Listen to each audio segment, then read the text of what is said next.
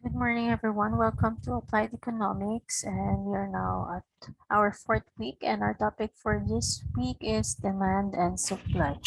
For this week, we will define demand and supply, and we will also differentiate the needs and wants. And also, we will distinguish between personal wants and needs. So let's proceed to our discussion. For our first discussion, we will differentiate needs and wants. I will show you a video and then we will proceed to our lesson discussion.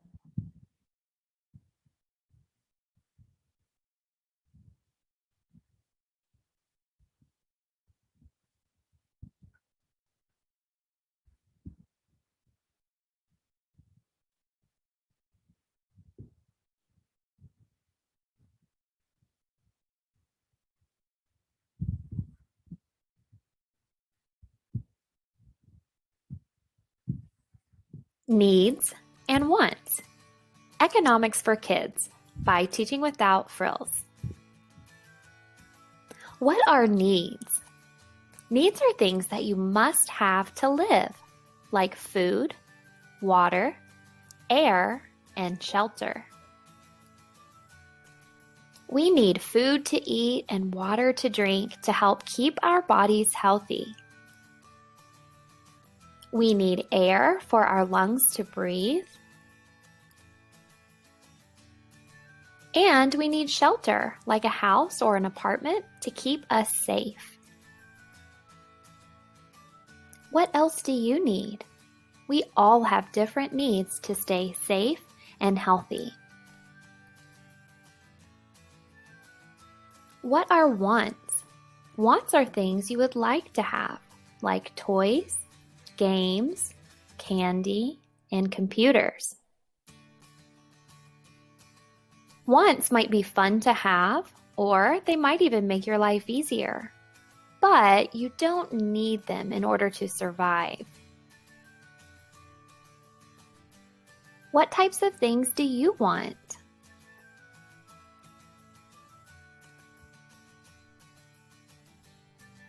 Sometimes it can be difficult to decide if something is a need or a want. Let's look at a few examples and see what you think. A hamburger. Is that a need or a want? Well, you do need food to survive, but do you have to have a hamburger? No, that just might be the type of food that you want. How about trees and plants? Are those things that we need or want? Well, plants are really important because they create other things that we need, like oxygen to breathe, and a lot of the food that we eat comes from plants. What about a car? Is that something you need or want? This one's pretty tough because cars do make life easier for some people. But you don't need to have one. You could walk, ride a bike, or take a bus. So how do people get all of the things that they need? So this is a short explanation of needs and want. Now let's proceed to our main discussion. So needs versus wants. Mainly, needs are the things that we must have for us to live. It's like food, clothing, or shelter. These are all basic needs that the absence of any one among the three would cause sickness that would lead to death. Our body needs food for health, and likewise, we need shelter and clothes to secure us from harm and danger, especially during bad weather. Houses are built for people as place for resting, while clothes are made for people to protect themselves against harmful, dangerous species, insect bites, protection from too much heat and cold. While wants are the things that will give us a state of ease and contentment. Sometimes we really do not need a thing, but we ought to have it because it gives us satisfaction. So we have here, these are the things that we need we must have for us to live, and wants are the things that will give a state of ease and contentment. Food is a basic need, and likewise, some of the food that people eat are not really for health reason or survival, like junk foods, so candies and soft drinks. So these are just wants. People demand for these products because they give them satisfaction, regardless of the many harmful ingredients that they give to the body. Then, and there are times that ones would make us suffer more, and there are products that lack scrutiny against their harmful effects. They are presented to the market for profit motives. So needs could be met, but wants could not. And wants are the result of humans' unsatisfied nature, always asking for more, seeking for greater satisfaction that might result for his own suffering. So let's proceed to demand and supply. I will show you another video that shows an explanation or short explanation of demand and supply.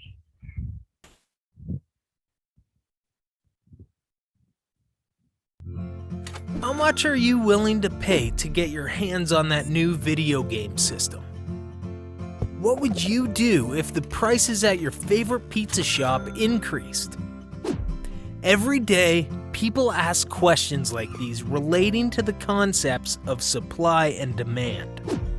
Demand is the desire consumers have for a good or service. The more people who want a good or service, the higher the demand for it. Supply is the total amount of a good or service available for consumption. The higher the amount of a good or service produced and made available to consumers, the larger the supply of it will be. Supply and demand have a big impact on the prices of products and services. Consider what happens with bananas.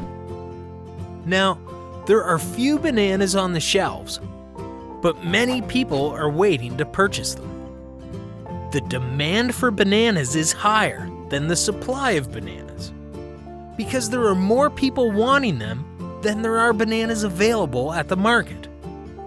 Knowing this, the banana producer may increase the price of the bananas because they know that with the higher demand, many consumers are willing to pay more to get what they want. Some consumers will decide to leave without purchasing bananas because they aren't willing to pay the higher price. What would happen if we added another producer to the situation so that there are two banana sellers? The demand for bananas would be lower than the supply because there would be more bananas available than consumers want. The banana producers may decrease the price of the bananas to entice more consumers to buy their product, thus increasing the demand for bananas. Understanding supply and demand is key to understanding our own purchasing behavior, as well as the way business works.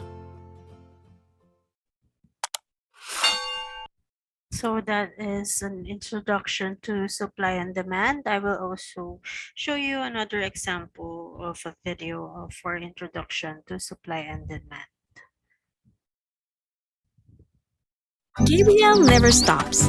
In the summer, he plays soccer, and in the winter, he skates. When he goes to his favorite sports store, he notices that prices vary. For example, skates are much cheaper in summer than they are in winter. He wonders what influences the price of goods, aside from the cost of materials and labor. The principle of supply and demand is the answer. Supply is the number of products available for sale, such as the number of skates in the store, for example. Demand is the number of products that consumers want to buy, or the number of people who want the same skates.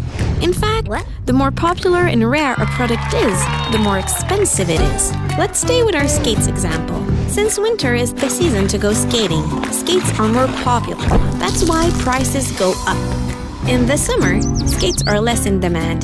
That's why prices go down.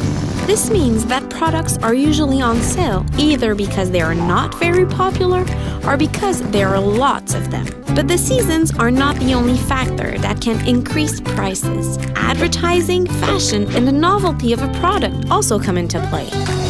Gabriel's a smart cookie. He now knows what he should consider in order to make the right decisions when he's shopping. Okay, so that is another video example that we have. So let's proceed to our discussion. So that is for demand and supply. So we have here what is demand and definition of demand. Demand refers to the willingness of the people to buy or purchase the goods, regardless whether it is a need or a want over a period of time at a given price.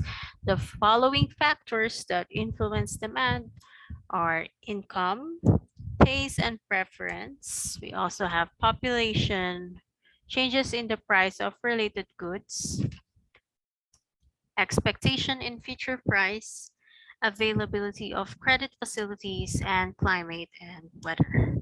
And we also have for this one, I will discuss the following factors that influence demand. So for income, the higher the income, the more demand there will be. If the income is having a full labor force employment, the more demand is created. For taste and preferences, there is favorable change in taste and preferences because of advertisement and fashion, which leads to an increase in demand. For population, whenever there is an increase in population or where there are a larger number of people in an area, increase in demand abounds. Also, changes in prices of related goods. Related goods are those substitute or complementary goods. Substitute goods are those that give the same value but differ in price, brand, form, or shape, yet gives the same satisfaction. Examples are the landan and orange. They are both citrus fruits. Juice and soft drinks, they are both flavored drinks. Bread or rice, they are both in the same carbohydrate group of or starchy foods. So that is for the changes in price of related goods. So also we have expectation in future price. As there will be an increase in the price of commodity, the natural reaction is for people to buy more today to save. For the availability of credit facilities in credit cards are already used as a medium of exchange, people are tempted to demand more because of easy terms of payment. And last, climate and weather. If there is a natural disaster, typhoon, and change in weather conditions, demand for commodities are affected. So the next is supply. And for supply, the definition of it is it refers to the willingness of the people to sell or produce the goods, regardless whether it is a need or a want over a period of time at a given price. The following factors that influence supply is the price of goods, cost of production, availability of raw materials, number of sellers, technology, taxes, subsidies, weather, and calamities. So let's discuss the following factors that influence supply. For the price of goods, there is an increase in the price of goods, especially raw materials, and this will discourage producers to produce more, and it highly affects the supply of a certain good. And for the cost of production, another factor that influence supply is this because the higher the cost of production, like raw materials, labors, and electricity, and it will decrease the number of supplied products. However, if the cost of production decreases, the suppliers will maximize production, then store them for higher price as they are expecting another price hike. Or another factor that influence supply is the availability of raw materials. So there will be a shortage of supply once the raw materials needed for the production is not obtainable. So that is one factor that affects the supply of goods if there is a shortage of supply over the raw materials. Another factor is the number of sellers. So if there is an increase in supply and it is due to a lot of sellers involved in the market. So the more sellers involved in the market, the more increase in supply. For technology, the fast increase of supply of goods and services are indebted to the advanced technology around. Due to advanced machineries and equipment, that number of supply increases geometrically. So this one is another factor that influence supply. For taxes, the imposition of low taxes will encourage producers to sell more, while a high tax will discourage producers to supply more. For subsidies, these are help extended by the government to motivate the business firm to do business like promotion and advertisement for favored business. So this will also influence supply. And another factor that will highly influence supply is the weather and calamity.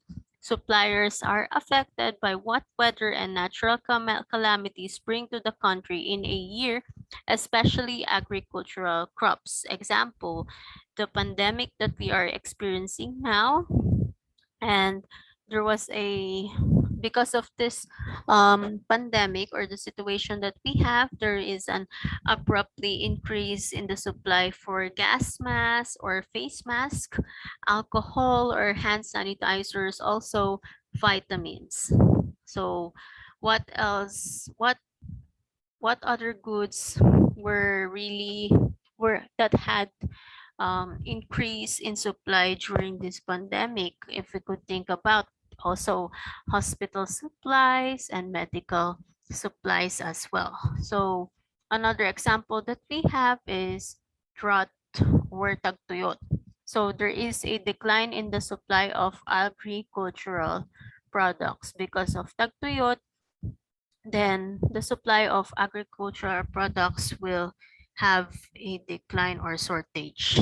So those are the factors that influence supply. So once again, the factors that influence supply is price of goods, cost of production, availability of raw materials, number of sellers, technology, taxes, subsidies, and weather and calamities.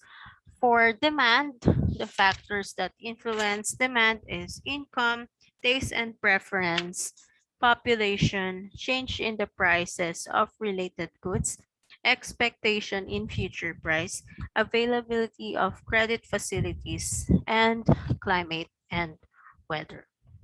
So for this lesson, we have references, principles of economics with taxation, agrarian reform and cooperatives by Luz B. Banes.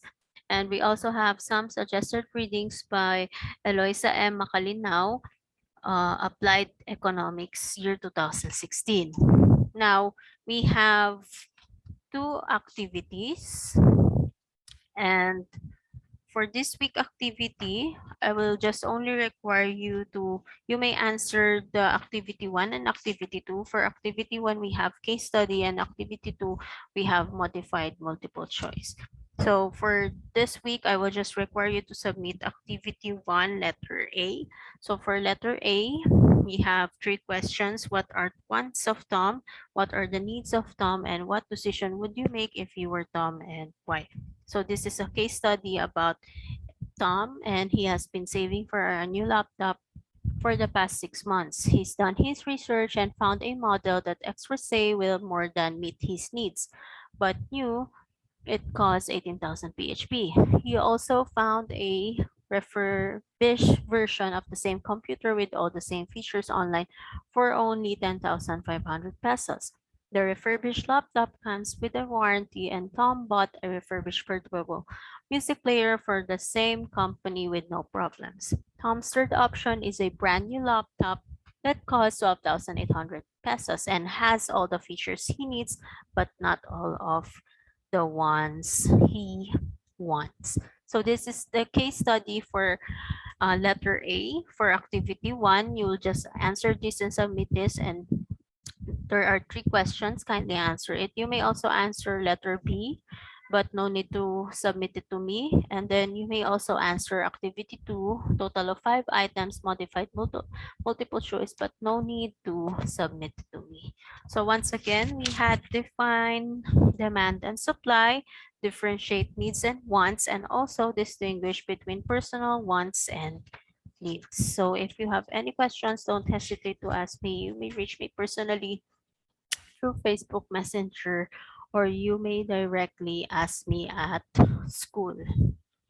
So for this week, we had mainly discussed everything. So I would like to thank you all, and I will put an announcement in our group chat for the instructions for those who had missed the instructions regarding the activity, and also I will include the deadline of the submission for this activity. So if uh, we are now done for week 4, I would like to say thank you and share a Bible verse from the book of Mark, chapter 9, verse 23. Said Jesus, everything is possible for one who believes. So once again, thank you so much, everyone, and God bless.